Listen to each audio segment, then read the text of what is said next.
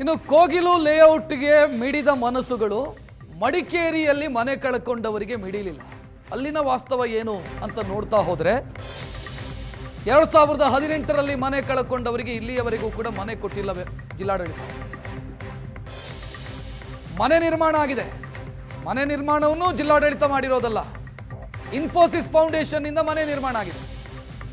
ಆ ಮನೆಯನ್ನು ಜಿಲ್ಲಾಡಳಿತ ಕೊಡ್ತಾ ಇಲ್ಲ. 7 ವರ್ಷ ಕರೆದ್ರೂ ಕೂಡ ಸಂತ್ರಸ್ತರಿಗೆ ಮನೆ ಸಿಕ್ಕಿಲ್ಲ. ಗಾಳಿಬೀಡು, ಮದೆನಾಡು ಇಲ್ಲಿ ಮನೆ ಕಳ್ಕೊಂಡವರು 53 ಕುಟುಂಬಗಳಿಗೆ ಮನೆ ಸಿಕ್ಕಿಲ್ಲ. ಮನೆ ನಿರ್ಮಿಸಿ ಜಿಲ್ಲಾಡಳಿತಕ್ಕೆ ಇನ್ಫೋಸಿಸ್ ಕೊಟ್ಟಿದೆ. ಇನ್ಫೋಸಿಸ್ ಫೌಂಡೇಶನ್ ಯಾರು ಅರ್ಹರಿದ್ದಾರೆ, ಫಲಾನುಭವಿಗಳಿದ್ದಾರೆ, ಅವ್ರಿಗೆ ಕೊಡಿ ಅಂತ. ಬಟ್ ಅವರಿಗೆ ಮನೆ ಕೊಡೋದಕ್ಕೆ ಜಿಲ್ಲಾಡಳಿತ ಇನ್ನೂ ಮನಸ್ಸು ಮಾಡಿಲ್ಲ. ಇವರಾಗಿ ಮನೆ ಕಟ್ಟಲ್ಲ. ಇನ್ಫೋಸಿಸ್ ಫೌಂಡೇಶನ್ ಸಮಾಜ ಸೇವೆಯ ಹೆಸರಲ್ಲಿ ಮನೆ ಕಟ್ಟಿಕೊಟ್ರೆ ಆ ಮನೆಯನ್ನೂ ಕೂಡ ಸಂತ್ರಸ್ತರಿಗೆ ಕೊಡೋದಕ್ಕೆ ಜಿಲ್ಲಾಡಳಿತಕ್ಕೆ ಸಾಧ್ಯ ಆಗಿಲ್ಲ. ಮನೆಗಳು ಇದು ಇನ್ಫೋಸಿಸ್ ಫೌಂಡೇಶನ್ ಕಟ್ಟಿರುವಂತ ಮನೆಗಳು. ಇನ್ಫೋಸಿಸ್ ಫೌಂಡೇಶನ್ನ ಸಮಾಜ ಸೇವೆಯ ಹೆಸರಲ್ಲಿ ನಿರ್ಮಾಣ ಆಗಿರುವಂತ ಮನೆಗಳಿವೆ. ಇನ್ಫೋಸಿಸ್ನ CSR ಫಂಡ್ ಅನ್ನು ಬಳಸಿ ಮನೆಗಳ ನಿರ್ಮಾಣ ಆಗಿದೆ. ಮನೆ ನಿರ್ಮಿಸಿ ಜಿಲ್ಲಾಡಳಿತಕ್ಕೆ ಕೊಟ್ಟಿದ್ದಾರೆ ಇನ್ಫೋಸಿಸ್ ಅವರು. ಇದನ್ನು ಯಾರು ಅರ್ಹರಿದ್ದಾರೆ ಅವರು ಕೊಡಿ ಅಂತ, ಅದನ್ನು ಜಿಲ್ಲಾಡಳಿತ ಕೊಟ್ಟಿಲ್ಲ. ಕನ್ನಡದಲ್ಲಿ ಒಂದು ಮಾತಿದೆ, ದೇವ್ರು ಕೊಟ್ಟರು ಕೂಡ ಪೂಜಾರಿ ಕೊಡಲ್ಲ ಅಂತೇಳಿ.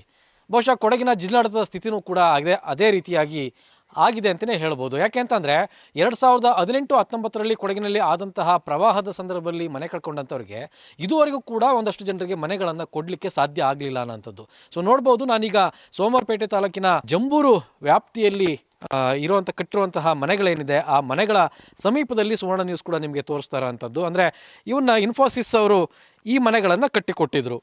ಸೊ ಈ ಮನೆಗಳನ್ನು ಕಟ್ಟಿ ಕಾಮಗಾರಿಗಳನ್ನು ಮುಗಿಸಿ 2 ವರ್ಷ ಆಗಿದೆ. ಇವುಗಳನ್ನು ಈಗಾಗಲೇ ಜಿಲ್ಲಾಡಳಿತಕ್ಕೂ ಕೂಡ ಹಸ್ತಾಂತರವನ್ನು ಮಾಡಲಾಗಿದೆ.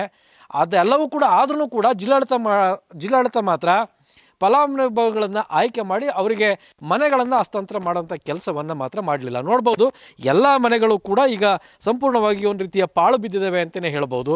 ಮನೆಗಳ ಸುತ್ತಮುತ್ತ ಸಂಪೂರ್ಣವಾಗಿ ಕಾಡು ಬೆಳ್ಕೊಂಡು ಈಗಷ್ಟೇ ಒಂದಷ್ಟು ಅವನ್ನು ಕಾಡನ್ನೆಲ್ಲ ಕಡಿದು ಬೆಂಕಿ ಹಾಕಿ ಸುಟ್ಟು ಏನು ಬೆಳೆದಿಲ್ವೇನೋ ಏನೋ ಆಗಿಲ್ವೇನೋಂತಹ ಆ ರೀತಿ ಕಾಣುವಂತಹ ಪ್ರಯತ್ನವನ್ನು ಮಾಡಿಸುವಂತಹ ಕೆಲಸವನ್ನು ಮಾಡಿದ್ದಾರೆ.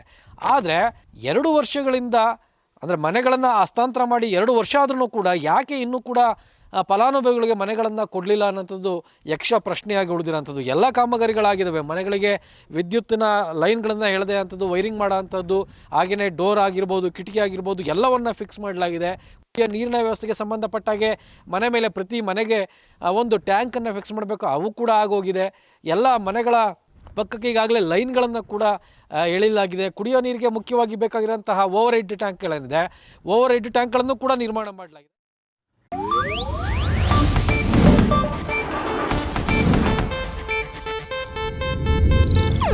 ಇದು ಏಷ್ಯಾನೆಟ್ ನ್ಯೂಸ್ ನೆಟ್ವರ್ಕ್ ಪ್ರಸ್ತುತಿ.